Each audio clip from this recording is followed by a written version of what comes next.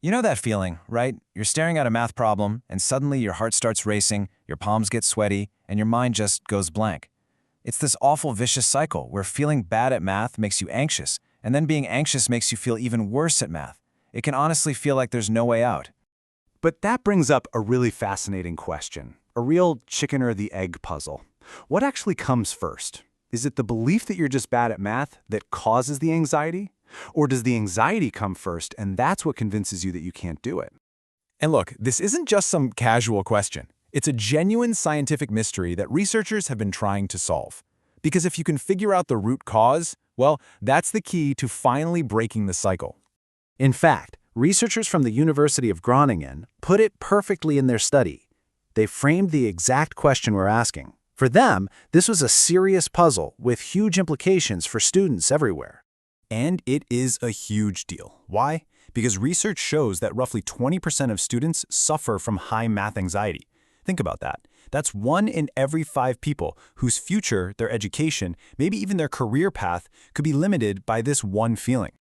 So to solve this mystery, the researchers really focused on 3 main theories, 3 possible answers. Let's lay out the suspects. Okay, so in one corner, you've got theory A, low confidence is the problem. This is the idea that just believing you're not a math person is what causes anxiety to pop up anytime you see an equation.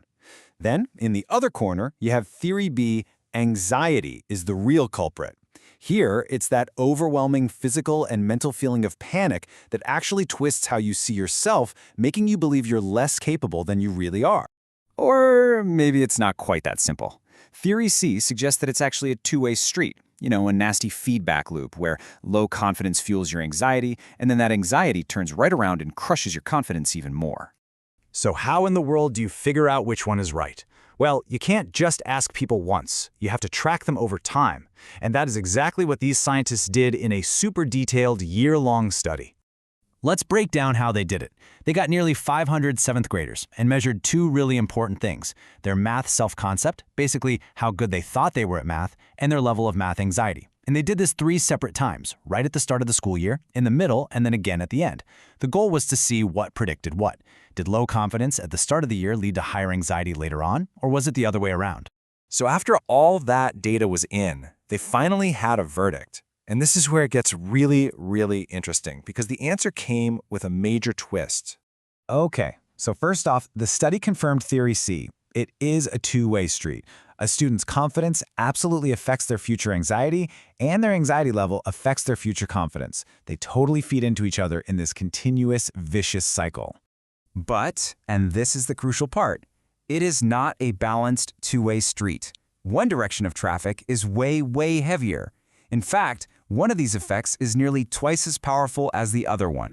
And the dominant force, the real driver in this whole cycle, is self-concept.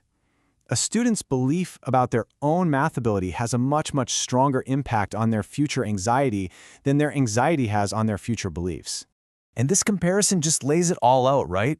This is the core takeaway. While yeah, feeling anxious can knock your confidence, the effect of low confidence causing future anxiety is almost double.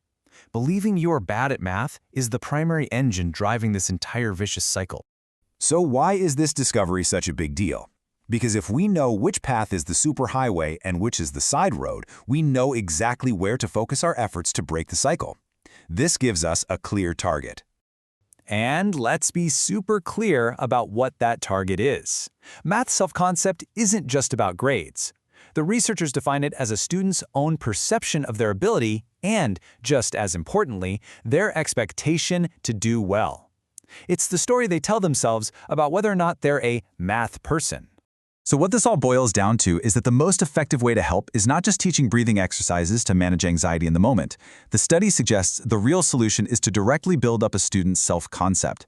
That means focusing on developing actual skills to get some real wins, no matter how small, celebrating that progress and reinforcing the idea that they are capable. Boosting confidence is the single most powerful lever for change. And that really leaves us with a final big question to think about.